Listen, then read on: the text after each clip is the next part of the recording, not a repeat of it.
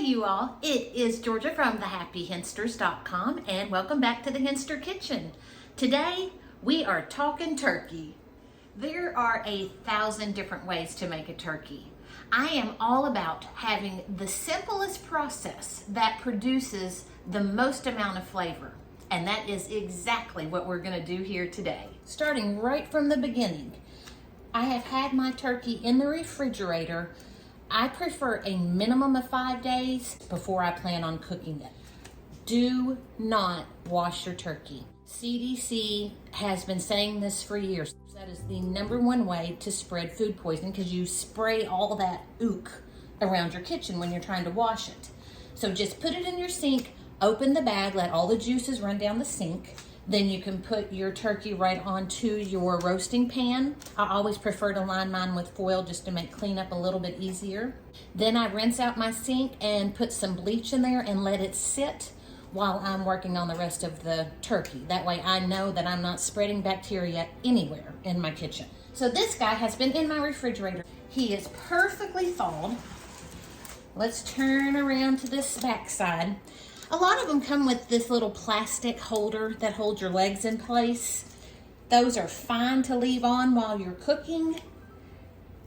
I don't really care for them, so I always take them out. You just got to kind of reach down in there and find where it holds the plastic down in the cavity of the turkey, and then just gently pull it out and discard it in your trash. Any big hunks of fat right around the back here, I'm going to go ahead and pull those and discard that as well. Then we're going to reach inside of the turkey cavity, and that's where they're going to hide the neck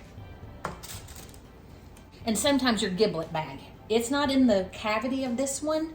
I'll show you where they hide it next. If you're going to be making your own gravy, you're going to want to keep this neck in order to simmer it to make your gravy.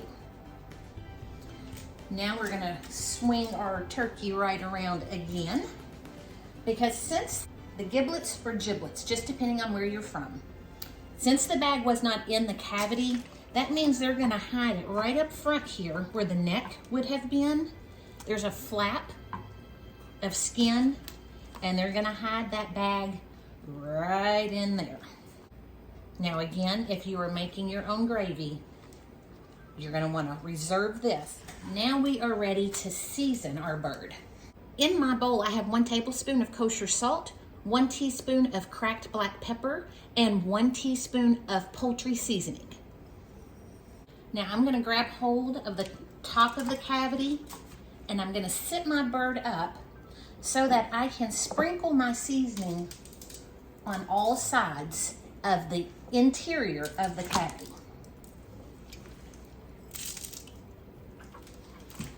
And you just move him around as you need to get your seasoning right down in there. We're now going to add in our aromatics. I have 2 cloves of smashed garlic. We just tossing it right in there. I've got 1 lemon that I have cut in half. I'm going to put half of my lemon in first, followed by half of an onion. We're going to follow that with 2 stalks of celery that I'm just breaking in half. Leaves and all are going to go in there. 1 carrot that I've washed thoroughly, but I did not peel. Again, breaking it in half. And just find a little area where you can get it in there.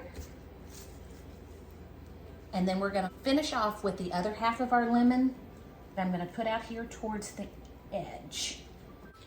And 1 tablespoon of butter, just pop it right in. I'm taking another tablespoon of butter, pinched off little pieces to massage this onto our turkey.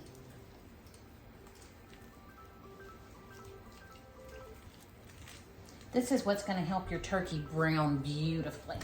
So make sure you cover all your turkey.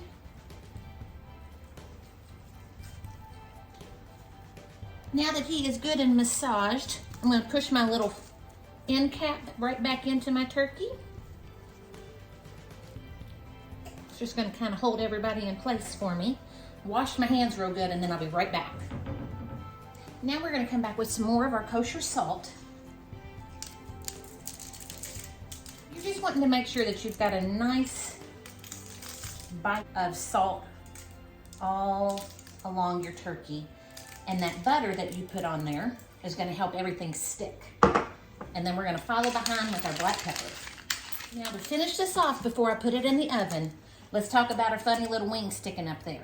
I baked it like this with my wing tip sticking up like this. This is gonna get too brown and actually start to burn. The trick is that you're just gonna tuck it right underneath of your bird. So from this position, I'm gonna take my wing tip and we're gonna push it down and slide it right under the bird. And it kind of holds itself there for you. Once you get it in position, you will know. And again on this side, just bend it down. And sometimes you gotta be a little forceful with it. Tuck it right under. Position your bird in place. And this fella is going in a preheated 450-degree oven for 30 minutes, and then we're gonna reduce our heat. My 30-minute timer has gone off, so I'm now going to reduce my temperature down to 350, and we're gonna let the turkey roast 11 minutes per pound. So for my 20-pound turkey, that means I've got about 3.5 hours, or until the internal temperature at the thickest part of the thigh reads 165 degrees Fahrenheit. Thank you all for being in the kitchen with me again today. I hope you all love this turkey as much as I do. If you've enjoyed the video, if you could like, comment, subscribe, share, just depending on the platform that you're watching, I sure would appreciate it. I love you all, and I will see you in the next video very soon.